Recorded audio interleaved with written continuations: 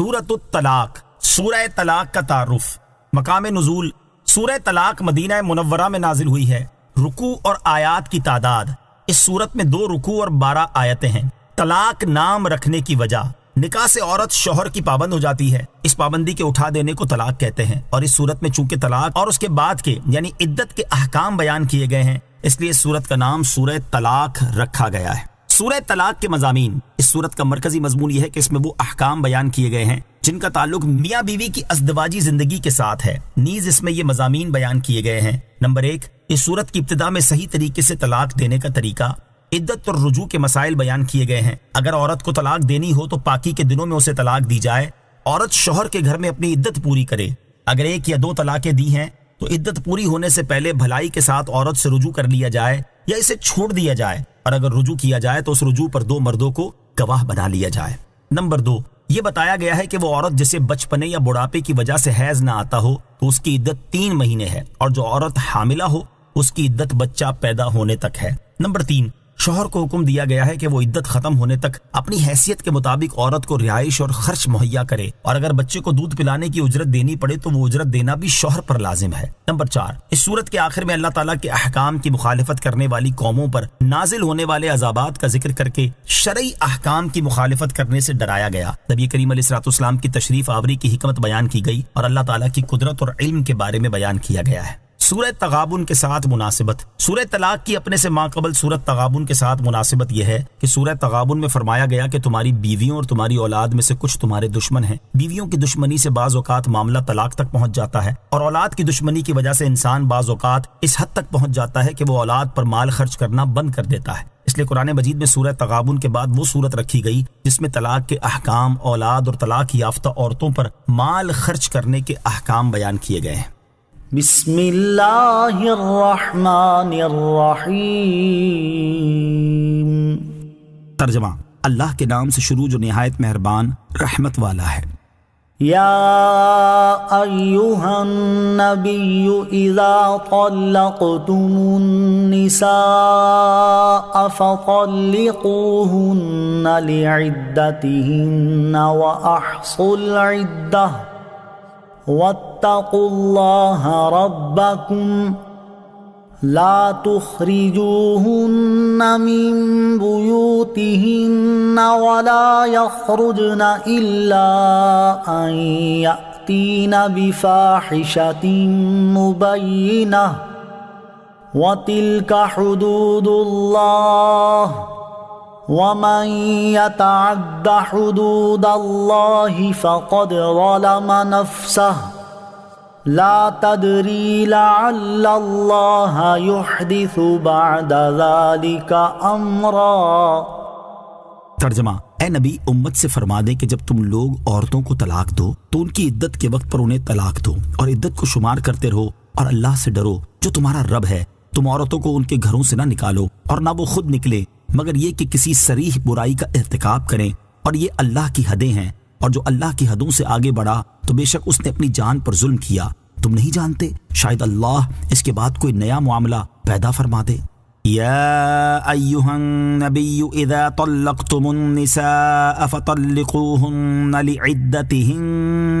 اے نبی جب تم لوگ عورتوں کو طلاق دو تو ان کی عدت کے وقت پر انہیں طلاق دو۔ شان نزول، یہ آیت حضرت عبداللہ ابن عمر رضی اللہ تعالیٰ عنہ کے حق میں نازل ہوئی۔ انہوں نے اپنی بیوی کو عورتوں کے مخصوص ایام میں طلاق دی تھی۔ سرکار دو عالم علیہ الصلوۃ والسلام نے انہیں حکم دیا کہ رجوع کرے، پھر اگر طلاق دینا چاہیں تو طہر یعنی پاکی کے دنوں میں طلاق دیں۔ صحیح بخاری شریف میں حضرت عبداللہ ابن عمر رضی اللہ تعالیٰ عنہما سے روایت ہے کہ انہوں نے نبی کریم علیہ الصلوۃ والسلام کے مبارک زمانے میں اپنی بیوی کو حیض کی حالت میں طلاق دے دی۔ اس کے بارے میں حضرت عمر فاروق رضی اللہ تعالیٰ عنہ نے رسول کریم علیہ الصلوۃ والسلام سے دریافت کیا تو آپ نے ارشاد فرمایا اسے رجوع کرنے کا حکم دو تاکہ وہ ٹھہری رہے یہاں تک کہ پاک ہو جائے، پھر حیض آئے اور پاک ہو جائے۔ اب اگر چاہے تو روک لے اور چاہے تو اسے چھونے سے پہلے طلاق دے دے، بس یہی وہ عدت ہے جس کا اللہ تعالیٰ نے حکم فرمایا ہے کہ عورتوں کو اسی طرح طلاق دی جائے۔ اذا طلقتم النساء، جب تم لوگ عورتوں کو طلاق دو۔ اس آیت میں بیوی کو طلاق دینے کا طریقہ اور طلاق یافتہ عورت کی عدت سے متعلق شرعی احکام بیان کیے گئے ہیں۔ چنانچہ آیت کے ابتدائی حصے کا خلاصہ یہ ہے کہ اے حبیب علیہ الصلوۃ والسلام اپنی امت سے فرما دے کہ جب تم لوگ عورتوں کو طلاق دینے کا ارادہ کرو تو ان کی عدت کے وقت پر یعنی پاکی کے دنوں میں انہیں طلاق دو تاکہ ان کی عدت لمبی نہ ہو۔ عورت کو طلاق دینے سے متعلق 5 شرعی احکام۔ آیت کے اس حصے کی مناسبت سے عورت کو طلاق دینے سے متعلق 5 شرعی احکام سماعت کیجیے۔ نمبر 1، اس آیت میں عورتوں سے مراد وہ عورتیں ہیں جن سے ان کے شوہروں نے حق زوجیت ادا کیا ہو اور ان کی عدت حیض سے شمار کی جائے۔ اگر انہیں طلاق دینی ہو تو ایسے پاکی کے دنوں میں ایک طلاق دیں جن میں ان سے جماع نہ کیا گیا ہو اور عدت گزرنے تک رجوع نہ کریں، اسے طلاق احسن کہتے ہیں۔ نمبر 2، اگر انہیں حیض کے دنوں میں طلاق دی یا پاکی کے ایسے دنوں میں طلاق دی جن میں حق زوجیت ادا کیا ہو، اسی طرح پاکی کے ایک زمانے میں 2 یا 3 طلاقیں ایک ساتھ یا الگ الگ دے دیں اگرچہ اس زمانے میں حق زوجیت ادا نہ کیا ہو، تو یہ سب صورتیں طلاق بدعت کی ہیں۔ اس کا حکم یہ ہے کہ طلاق بدعت مکروہ ہے مگر واقع ہو جاتی ہے اور ایسی طلاق دینے والا گنہگار ہوتا ہے۔ نمبر 3، وہ عورتیں جنہیں حیض نہیں آتا جیسے چھوٹی بچی اور حاملہ عورت یا عائسہ یعنی جسے بڑھاپے کی وجہ سے حیض آنا بند ہو گیا ہو، وہ اس آیت کے حکم میں داخل نہیں ہیں۔ نمبر 4، وہ عورت جس سے اس کے شوہر نے حق زوجیت ادا نہ کیا ہو اور نہ اسے شوہر کے ساتھ ایسی تنہائی ہوئی ہو جس میں وہ ہم بستری کر سکے تو اس پر عدت نہیں ہے۔ باقی وہ عورتیں جنہیں حیض نہیں آتا ان کی عدت حیض سے شمار نہ ہوگی۔ نمبر 5، جس عورت سے حق زوجیت ادا نہیں کیا گیا اسے حیض کے دنوں میں طلاق دینا جائز ہے۔ وَأَحْصُوا الْعِدَّةَ،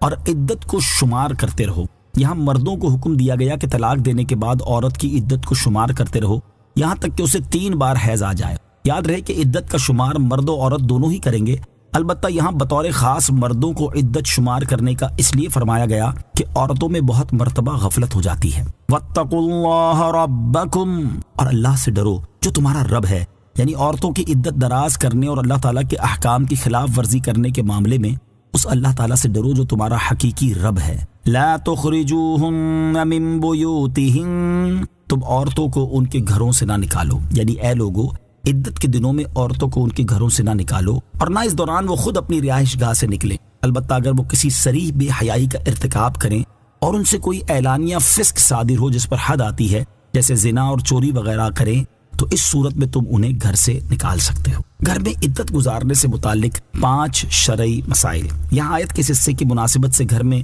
عدت گزارنے سے متعلق 5 شرعی مسائل سماعت کیجیے۔ نمبر 1، عورت کو عدت شوہر کے گھر پوری کرنی لازم ہے۔ شوہر کو جائز نہیں کہ طلاق یافتہ کو عدت کے ایام میں گھر سے نکالے، اور نہ ان عورتوں کو وہاں سے خود نکلنا جائز ہے کیونکہ یہ رہائش محض شوہر کا حق نہیں ہے جو اس کی رضامندی سے ساقط ہو جائے، بلکہ یہ شریعت کا حق بھی ہے۔ نمبر 2، اگر عورت فحش بولے اور گھر والوں کو ایذا دے تو اسے نکالنا جائز ہے کیونکہ وہ ناشزا یعنی نافرمان عورت کے حکم میں ہے۔ نمبر 3، جو عورت طلاق رجعی یا بائن کی عدت میں ہو اس کو گھر سے نکلنا بالکل جائز نہیں، اور جو موت کی عدت میں ہو وہ حاجت پڑے تو دن میں نکل سکتی ہے لیکن اسے شوہر کے گھر ہی میں رات گزارنا ضروری ہے۔ نمبر 4، جو عورت طلاق بائن کی عدت میں ہو اس کے اور شوہر کے درمیان پردہ ضروری ہے اور زیادہ بہتر ہے کہ کوئی اور عورت ان دونوں کے درمیان حائل ہو۔ نمبر 5، اگر شوہر فاسق ہو یا مکان بہت تنگ ہو تو شوہر اس مکان سے چلا جائے۔ وَتِلْكَ حُدُودُ اللَّهِ، اور یہ اللہ کی حدیں ہیں، یعنی تمہیں جو احکام دیے گئے ہیں یہ اللہ تعالیٰ کی حدیں ہیں جن کے اندر رہنا بندوں پر لازم ہے، اور جو اللہ تعالیٰ کی حدوں سے آگے بڑھا تو بے شک اس نے گناہ کر کے اپنی جان پر ظلم کیا۔ لا تدری، تم نہیں جانتے۔ آیت کے اس حصے میں طلاق دینے والے کو ترغیب دی گئی ہے کہ طلاق رجعی یعنی ایک طلاق دے کر چھوڑ دینا ہی بہتر ہے۔ چنانچہ فرمایا گیا کہ اے مخاطب تمہیں معلوم نہیں، ممکن ہے کہ اللہ تعالیٰ طلاق دینے کے بعد شوہر کے دل میں عورت کی طرف میلان پیدا فرما دے اور اسے اپنے فعل پر ندامت محسوس ہو اور رجوع کرنے کی طرف مائل ہو، اس لیے اگر رجعی طلاق دی ہوگی تو ایسی صورت میں رجوع کرنا آسان ہوگا، یا 3 سے کم طلاق بائن دی ہو تو خالی نکاح سے رجوع ہو سکتا ہے۔ فَإِذَا بَلَغْنَ أَجَلَهُنَّ فَأَمْسِكُوهُنَّ بِمَعْرُوفٍ أَوْ فَارِقُوهُنَّ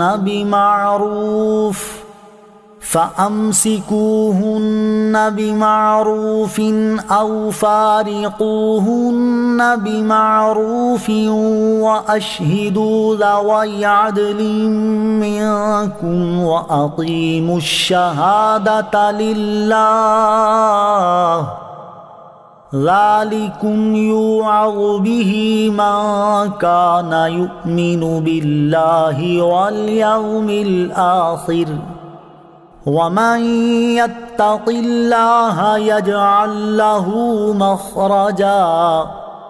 ترجمہ: تو جب عورتیں اپنی مدت تک پہنچنے کو ہوں تو انہیں بھلائی کے ساتھ روک لو یا انہیں بھلائی کے ساتھ جدا کر دو، اور اپنوں میں سے 2 عادل گواہ بنا لو اور اللہ کے لیے گواہی قائم کرو۔ یہ ہے جس سے اس شخص کو نصیحت کی جاتی ہے جو اللہ اور آخرت کے دن پر ایمان رکھتا ہو، اور جو اللہ سے ڈرے اللہ اس کے لیے نکلنے کا راستہ بنا دے گا۔ فَإِذَا بَلَغْنَ أَجَلَهُنَّ، تو جب عورتیں اپنی مدت تک پہنچنے کو ہوں۔ اس آیت میں طلاق یافتہ عورت سے رجوع کرنے کے احکام بیان کیے گئے ہیں۔ چنانچہ اس آیت کا خلاصہ یہ ہے کہ جب بیان کردہ طریقے کے مطابق طلاق دی جانے والی عورتیں اپنی عدت کی اختتامی مدت کے قریب تک پہنچ جائیں تو تمہیں اختیار ہے، اگر تم ان کے ساتھ حسن معاشرت اور اچھا سلوک کرتے ہوئے رہنا چاہو تو رجوع کر لو اور دل میں دوبارہ طلاق دینے کا ارادہ نہ رکھو، اور اگر تمہیں ان کے ساتھ خوبی اور اچھائی سے بسر کر سکنے کی امید نہ ہو تو ان کے حق جیسے مہر وغیرہ ادا کر کے ان سے جدائی اختیار کر لو، اور انہیں اس طرح نقصان نہ پہنچاؤ کہ عدت کے آخر میں رجوع کر لو پھر طلاق دے دو، یوں ان کی عدت دراز کر کے انہیں پریشانی میں ڈالو۔ نیز رجوع کرو یا جدائی اختیار کرو، دونوں صورتوں میں تہمت دور کرنے اور جھگڑے سے بچنے کے لیے اپنوں میں سے 2 ایسے مسلمانوں کو گواہ بنا لو جو عادل یعنی شرعن قابل قبول ہوں، اور گواہ بنانے سے مقصود اللہ تعالیٰ کی رضا جوئی ہو اور اس میں حق کو قائم کرنے اور اللہ تعالیٰ کے حکم کی تعمیل کے علاوہ اپنی کوئی فاسد غرض نہ ہو۔ یہ وہ حکم ہے جس سے اس شخص کو نصیحت کی جاتی ہے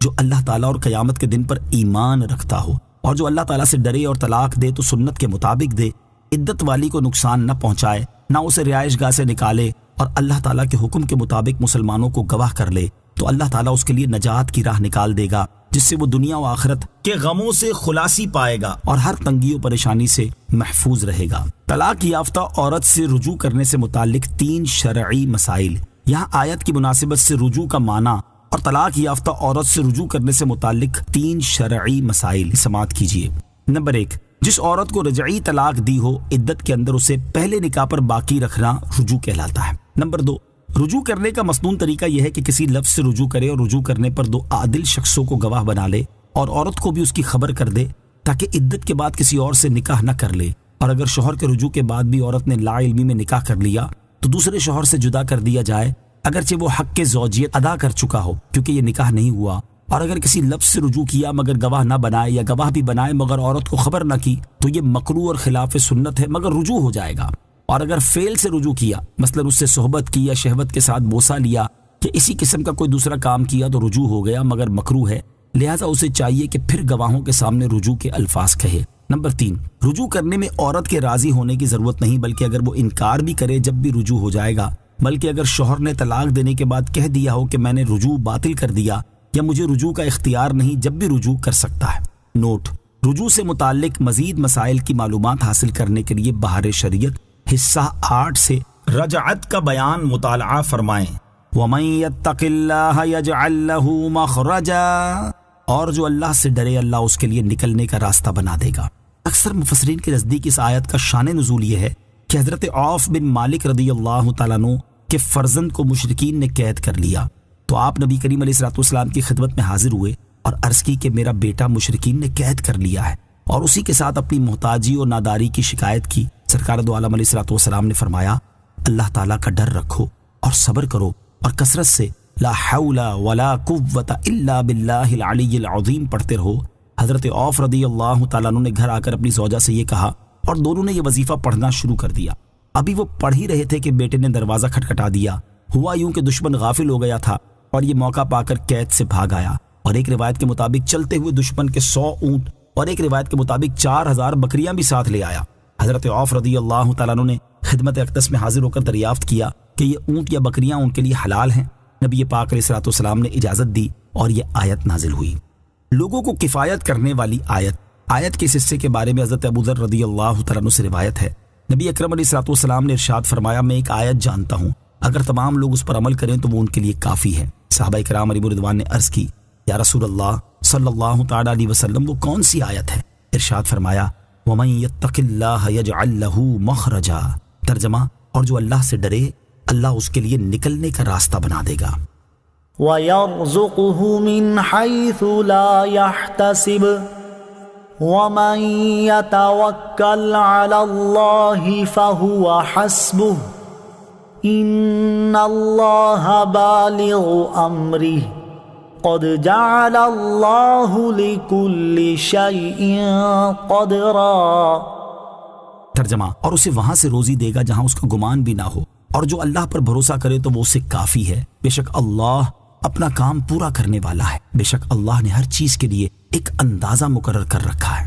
وَيَرْزُقْهُ مِنْ حَيْثُ لَا يَحْتَسِبُ، اور اسے وہاں سے روزی دے گا جہاں اس کا گمان بھی نہ ہو۔ پہلے والی آیت کے آخری حصے میں اللہ تعالیٰ سے ڈرنے والے کو ایک بشارت دی گئی، اور یہاں اسے مزید بشارت دی جا رہی ہے کہ اللہ تعالیٰ اسے وہاں سے روزی دے گا جہاں اس کا گمان بھی نہ ہو، اور جو اللہ تعالیٰ پر بھروسہ کرے اور اپنے تمام امور اسی کے سپرد کر دے تو وہ اسے دونوں جہان میں کافی ہے۔ بے شک اللہ تعالیٰ اپنا کام پورا کرنے والا ہے، بے شک اللہ تعالیٰ نے ہر چیز کے لیے ایک اندازہ مقرر کر رکھا ہے، لہٰذا تم توکل کرو یا نہ کرو ملے گا وہی جو مقدر ہے، تو توکل چھوڑ کر ثواب سے محروم کیوں ہوتے ہو؟ توکل کرنے کی ترغیب اس آیت سے معلوم ہوا کہ ہر مسلمان کو اللہ تعالیٰ پر توکل کرنا چاہیے اور اپنے تمام امور میں اسی پر بھروسہ کرنا چاہیے۔ توکل کے بارے میں حضرت عمر فاروق رضی اللہ تعالیٰ عنہ سے روایت ہے، رسول اللہ صلی اللہ تعالیٰ علیہ وسلم نے ارشاد فرمایا، اگر تم اللہ تعالیٰ پر اس طرح توکل کرو جس طرح توکل کرنے کا حق ہے تو تمہیں اس طرح رزق دیا جائے گا جس طرح پرندوں کو رزق دیا جاتا ہے، وہ صبح کو بھوکے نکلتے ہیں اور شام کو پیٹ بھر کر آتے ہیں۔ اور حضرت عبداللہ ابن مسعود رضی اللہ تعالیٰ عنہ سے روایت ہے، رسول اکرم صلی اللہ تعالیٰ علیہ وسلم نے ارشاد فرمایا،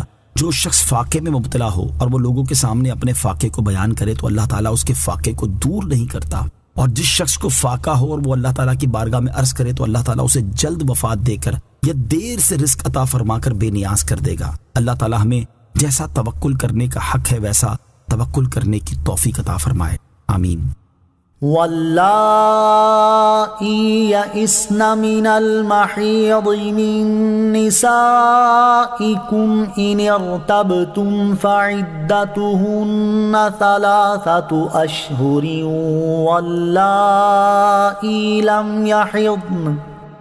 وَأُولَاتُ الْأَحْمَالِ أَجَلُهُنَّ أَن يَضَعْنَ حَمْلَهُنَّ وَمَن يَتَّقِ اللَّهَ يَجْعَل لَّهُ مِنْ أَمْرِهِ يُسْرًا۔ ترجمہ، اور تمہاری عورتوں میں جو حیض سے نا امید ہو چکی ہوں اگر تمہیں کچھ شک ہو تو ان کی، اور جنہیں حیض نہیں آتا ان کی عدت 3 مہینے ہے، اور حمل والیوں کی عدت کی مدت یہ ہے کہ وہ اپنا حمل جن لیں، اور جو اللہ سے ڈرے اللہ اس کے لیے اس کے کام میں آسانی فرما دے گا۔ واللائی یئسن من المحیض من نسائکم، اور تمہاری عورتوں میں جو حیض سے نا امید ہو چکی ہوں۔ شان نزول، صحابہ کرام علیہم رضوان نے رسول کریم علیہ الصلوۃ والسلام سے عرض کی، حیض والی عورتوں کی عدت تو ہمیں معلوم ہو گئی، اب جو حیض والی نہ ہو تو ان کی عدت کیا ہے؟ اس پر یہ آیت نازل ہوئی اور فرمایا گیا کہ تمہاری عورتوں میں جو بڑھاپے کی وجہ سے حیض آنے سے نا امید ہو چکی ہوں، اگر تمہیں اس میں کچھ شک ہو کہ ان کا حکم کیا ہے تو سن لو، ان کی اور جنہیں ابھی کم عمری کی وجہ سے حیض نہیں آیا ان کی عدت 3 مہینے ہے، اور حمل والیوں کی عدت کی مدت یہ ہے کہ وہ اپنا حمل جن لیں، اور جو اللہ تعالیٰ سے ڈرے تو اللہ تعالیٰ اس کے کام میں آسانی فرما دے گا۔ جن عورتوں کو حیض نہیں آتا ان کی عدت سے متعلق 4 شرعی مسائل۔ یہاں آیت کی مناسبت سے جن عورتوں کو حیض نہیں آتا ان کی عدت کے بارے میں 4 شرعی مسائل سماعت کیجیے۔ نمبر 1، بڑھاپے کی وجہ سے جب حیض منقطع ہو جائے وہ سنے ایاس ہے اور اس عمر میں پہنچی ہوئی عورت کی عدت 3 ماہ ہے۔ نمبر 2، لڑکی نابالغہ ہو یا اس کے بالغ ہونے کی عمر تو آ گئی مگر ابھی حیض نہیں شروع ہوا تو ان دونوں کی عدت 3 ماہ ہے۔ نمبر 3، حاملہ عورتوں کی عدت وضع حمل ہے، خواہ وہ عدت طلاق کی ہو یا وفات کی۔ نمبر 4، وضع حمل سے عدت پوری ہونے کے لیے کوئی خاص مدت مقرر نہیں، موت یا طلاق کے بعد جس وقت بچہ پیدا ہو عدت ختم ہو جائے گی، اگرچہ 1 منٹ بعد۔ یوں ہی اگر حمل ساکت ہو گیا لیکن بچے کے اعضاء بن چکے ہیں تو عدت پوری ہو گئی، اور بچے کے اعضاء بننے سے پہلے حمل ساکت ہوا تو عدت ختم نہیں ہوگی۔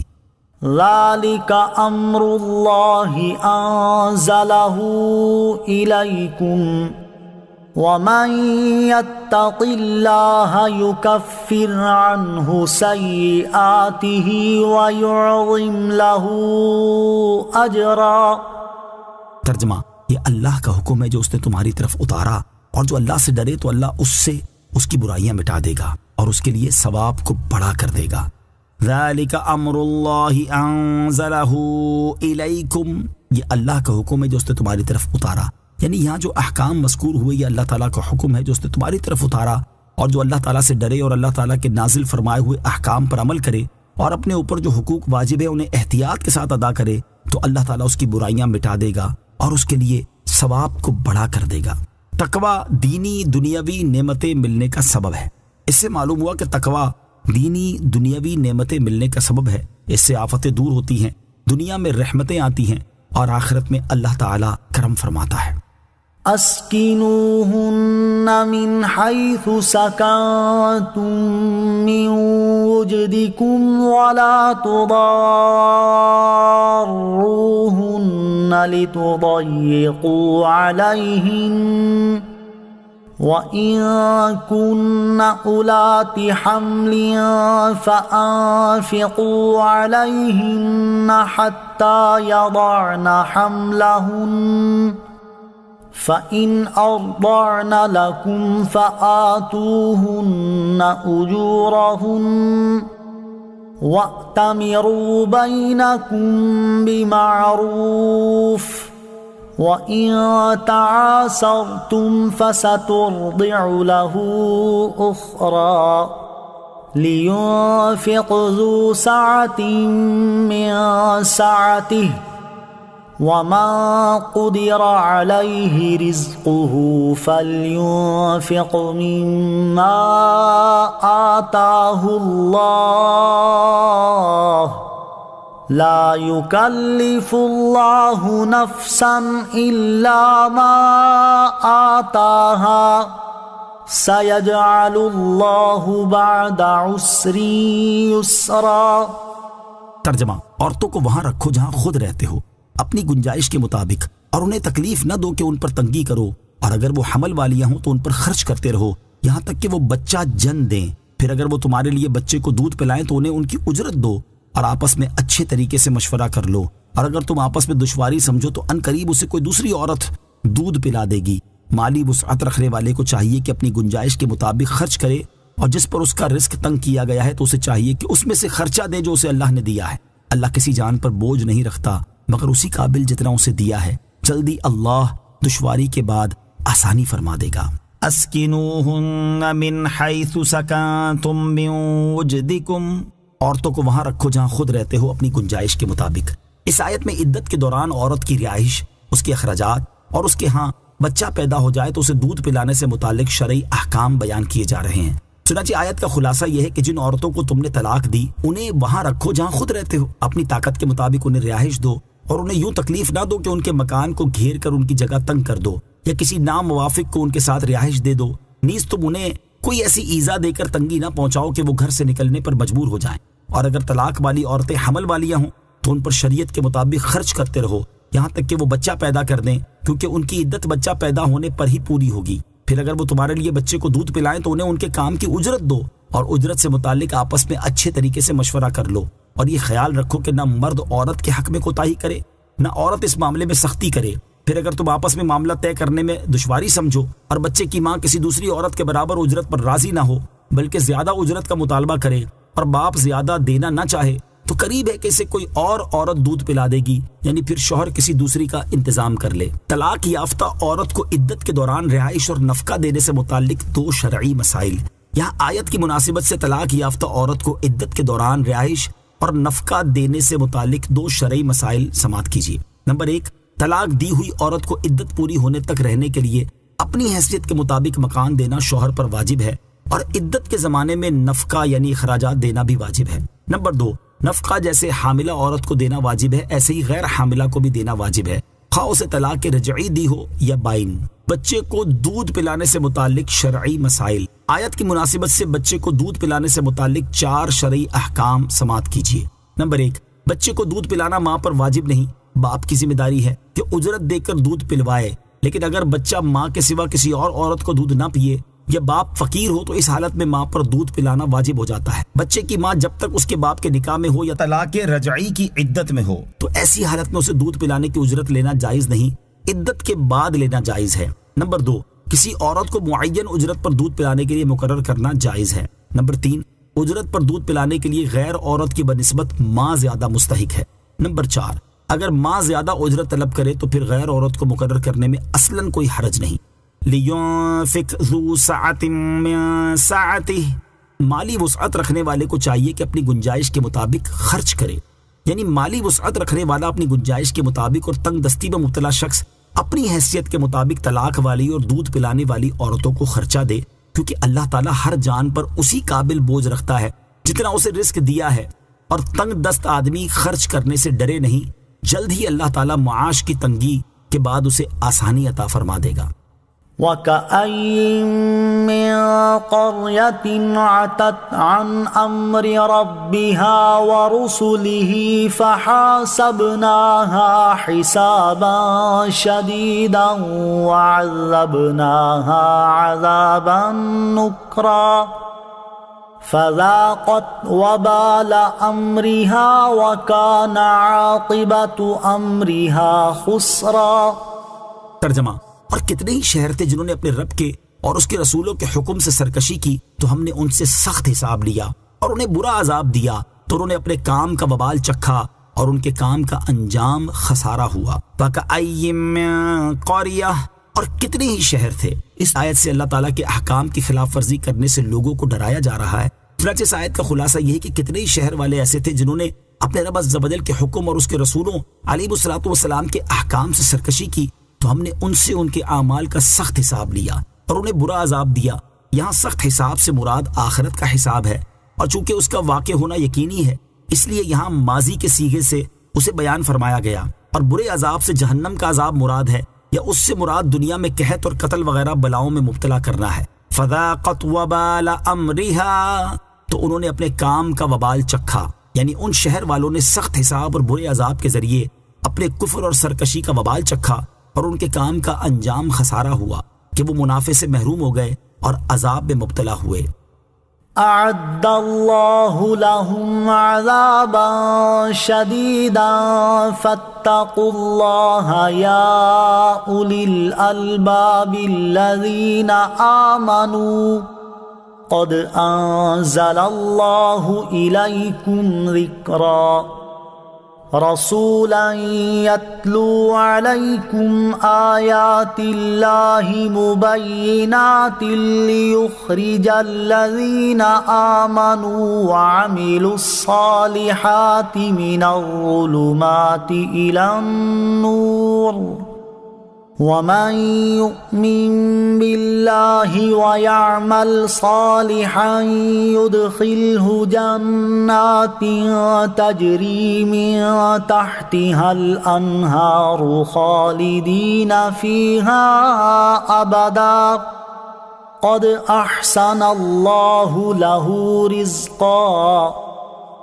ترجمہ: اللہ نے ان کے لیے سخت عذاب تیار کر رکھا ہے، تو اللہ سے ڈرو اے عقل والو جو ایمان لائے ہو، بے شک اللہ نے تمہاری طرف نصیحت اتاری، نیز رسول بھیجا جو تم پر اللہ کی روشن آیتیں پڑھتا ہے تاکہ وہ ان لوگوں کو اندھیروں سے نور کی طرف لے جائے جو ایمان لائے اور انہوں نے اچھے کام کیے، اور جو اللہ پر ایمان لائے اور اچھا کام کرے تو اللہ اسے ان باغوں میں داخل کرے گا جن کے نیچے نہریں بہتی ہیں، ان میں ہمیشہ ہمیشہ رہیں گے، بے شک اللہ نے اس کے لیے اچھی روزی رکھی۔ اعد اللہ لہم عذابا شدیدا،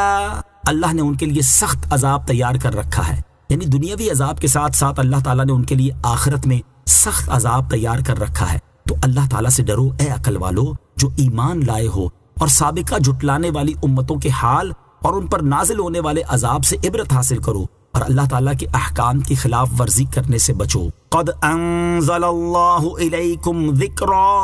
بے شک اللہ نے تمہاری طرف نصیحت اتاری۔ آیت کے اس حصے اور اس کے بعد والی آیت کا خلاصہ یہ ہے کہ اے لوگو، بے شک اللہ تعالیٰ نے تمہاری طرف نصیحت اتاری اور وہ نصیحت قرآن ہے۔ اور دوسری تفسیر یہ ہے کہ ذکر سے مراد رسول کریم علیہ الصلوۃ والسلام ہیں، اور اگلی آیت کے شروع کا لفظ اسی ذکر کی تفسیر ہے، اور معنی یہ ہوا کہ اللہ تعالیٰ نے تمہاری طرف اپنا رسول بھیجا جو تمہارے سامنے حلال و حرام کے بیان پر مشتمل اللہ تعالیٰ کی روشن آیتیں پڑھتے ہیں تاکہ وہ ان لوگوں کو کفر اور جہالت کے اندھیروں سے ایمان اور علم کے نور کی طرف لے جائیں جو ایمان لائے اور اچھے کام کیے، اور جو اللہ تعالیٰ پر ایمان لائے اور اچھا کام کرے تو اللہ تعالیٰ اسے ان باغوں میں لے جائے گا جن کے نیچے نہریں بہتی ہیں، ان میں ہمیشہ ہمیشہ رہیں گے، بے شک اللہ تعالیٰ نے اس کے لیے اچھی روزی یعنی جنت رکھی ہے جس کی نعمتیں ہمیشہ باقی رہیں گی، کبھی منقطع نہ ہوں گی۔ سورہ طلاق کی آیت نمبر 11 سے معلوم ہونے والے مسائل۔ اس آیت سے 7 مسئلے معلوم ہوئے۔ نمبر 1، کفر اندھیرا اور اسلام روشنی ہے۔ نمبر 2، اس آیت میں اللہ تعالیٰ نے کفر کے لیے ظلمات جمع کا صیغہ ذکر فرمایا